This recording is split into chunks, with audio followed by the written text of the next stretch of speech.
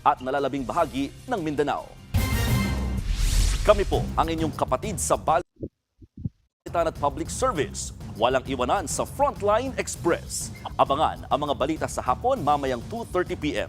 Napapagtatakat ako gusto ko ikaw na pagtatapapagsilaganan siya ng siya gumaga. Sino? Kumbaga, ang dito na kapatid niya ng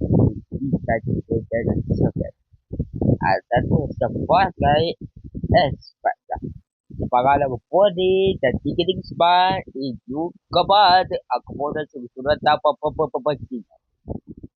Ako po si Mon Gualvez. Susunod na sa Face to Face. Sabi po, good payer. Ito na nga lang pong huli. Tagal na po, hindi pa rin nagbabayad. Kaya akala mo naman hindi ko babayaran eh. Hindi Talaga pa nga naman eh. nasisingil. Pwede mo pa rin subukang ibenta ito. Po, kailan po nag-uulan nga po. Ang sabi, nabayaran na daw si Dambin, hindi niya niremit. Ba't minsan magbayad ka din para walang go? Supplier at reseller nagkaalitan dahil sa buy and sell. Yung reseller daw kasi hindi marunong magbayad. Magkabayaran pa kaya o tuluyang talagang buy now, pay never? Susunod na po yan sa Face to Face Harapan.